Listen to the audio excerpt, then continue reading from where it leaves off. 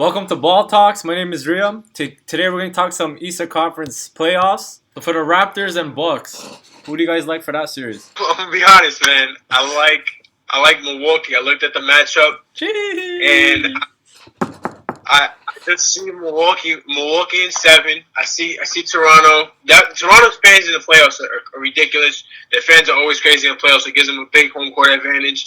I just think Giannis gives them too many difficult matchups. You know, if DeMar Carroll can match up well, then obviously I'll give this to Toronto. Toronto has a superstar, a star, but Kyle Lowry has a history of disappearing in the playoffs. He does a Houdini act. And DeRozan has had his issues too. And I'm going to have to go with history on this one. I think Giannis has been to the playoffs once, not as this caliber player that he is now. I think Giannis is ready to step up and really showcase on a national level what he can do.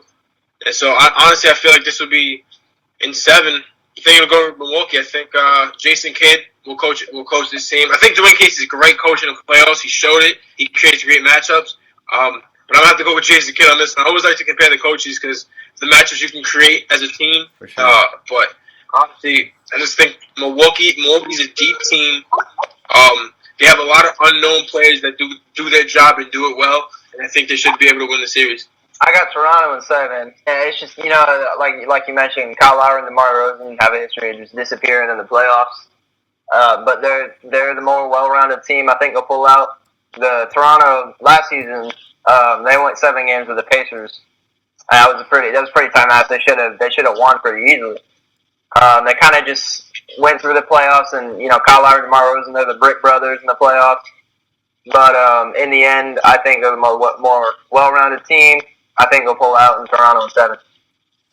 You guys don't think this is the year Lowry and DeRozan actually show up? Or you guys think it's going to be the same thing as previous years? Man, I think last year was the year they should have showed up. Yeah. You know what I mean? I thought last year they did show up in some cases. I mean, they beat Miami in 6 last year. Yeah. 7. They beat Miami in 6 last year, and then the first round matchup wasn't easy for them either. Then they lost in the 6 to Cleveland. I mean, last year you kind of see them inconsistency. So they showed up in some cases, and then they'll disappear again. You know what I mean? I think DeRozan will show up this year. I think he'll definitely be there. But when you have 2 stars, you need both your stars to step up. And honestly, I feel like DeRozan and Giannis, they'll go at it. Kyle Lowry just turns from a superstar in the playoffs to a role player. You know what I mean? That's what he becomes. And the thing with Lowry is that when he disappears in the playoffs, his shot doesn't go. His whole game goes away. You know what I mean? He doesn't set up like he usually does. He doesn't play defense. His whole game breaks down in the playoffs. So that's why if I'm going with history right here, I can't trust that they're going to be a team like Milwaukee. You know what I mean? Who they don't like to play as high as pace as Toronto, but when your point guard breaks down, you know what I mean, and can't facilitate, you're not going to run the floor very well. You know what I mean? And Giannis brings up the ball in Milwaukee. You know what I mean? So I'm gonna have to go with Milwaukee. Man. I have to. Toronto in the end, the best team wins, and I think Toronto's a more well-rounded team. It's going to be interesting because they do play one of the best pick and roll game offenses in the league, but Milwaukee has one of the best pick and roll defenses in the league.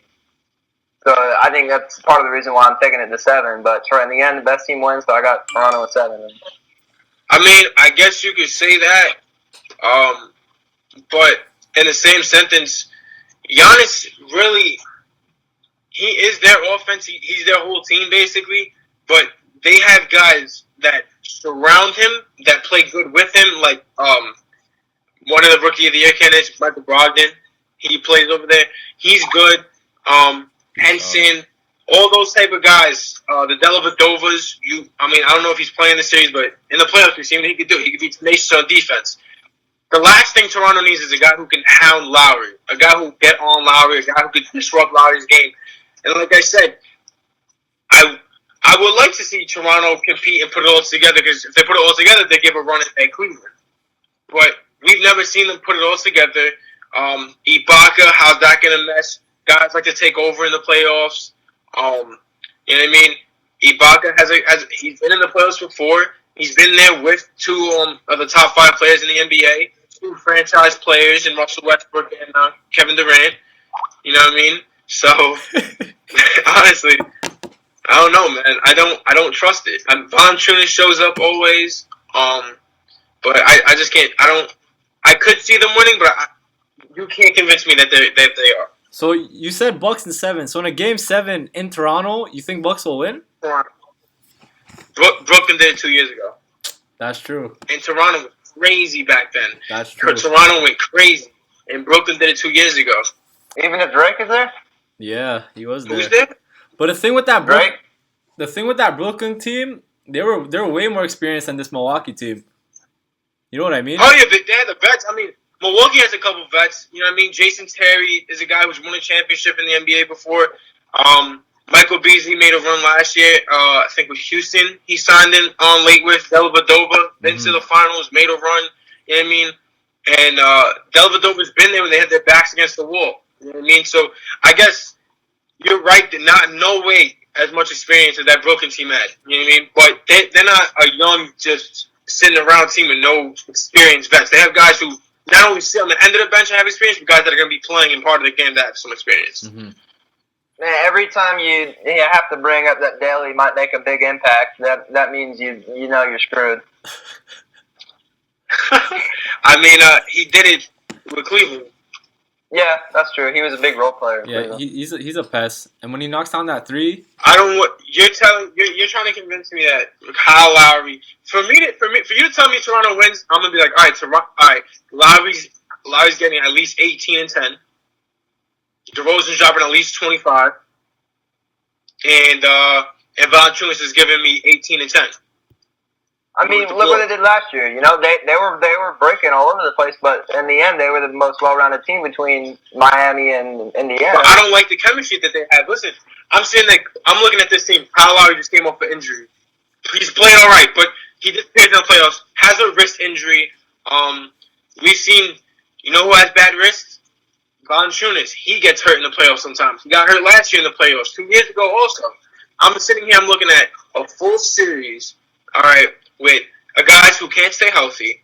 Kyle Lowry, who's inconsistent in the playoffs. DeRozan, who I personally think DeRozan will show up in the playoffs, but there's a history that he doesn't.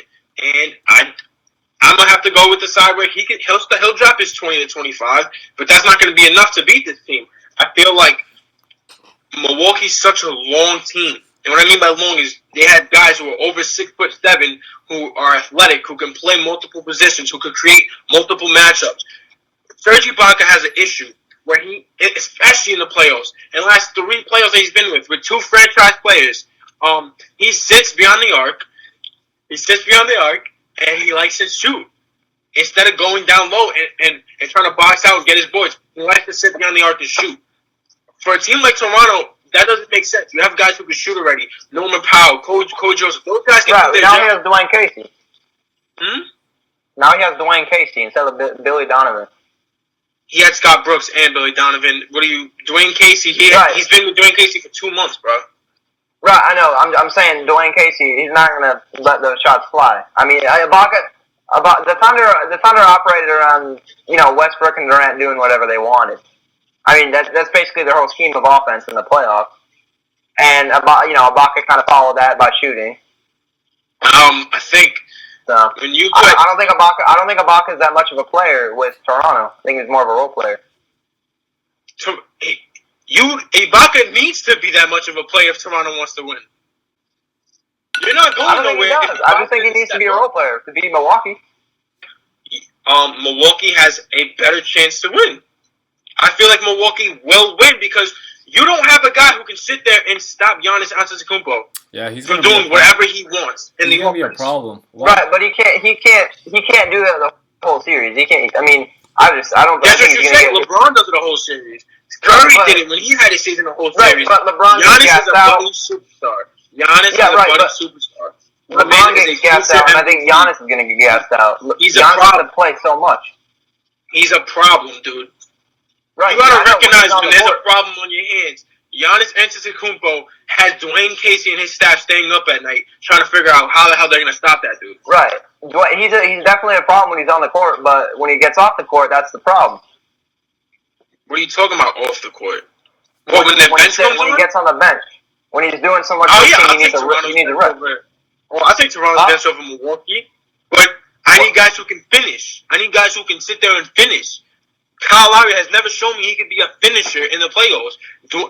DeMar DeRozan is different, but when you have DeMar DeRozan and you have Giannis, I'd rather personally. I know you're a Toronto fan, you'd rather have DeRozan.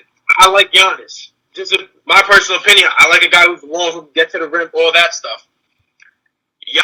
Giannis and DeRozan can go at each other, but they won't guard each other. DeRozan can't play defense on him. Carroll will not be able to stop him. Carroll's 6'8".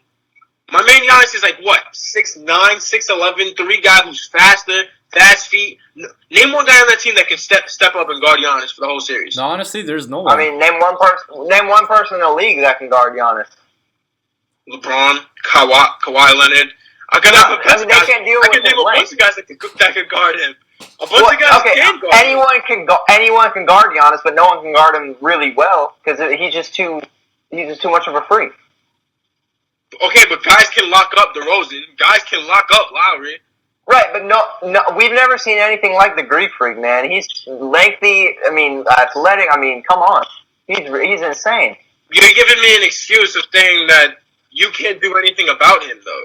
You're telling me, you can't do anything about him, so forget him. Like, I'm eliminating him from the team. Look, I'm saying Toronto's going to barely edge out Milwaukee because they're more well-rounded team. I think Giannis is definitely going to be a problem, but he's only one player.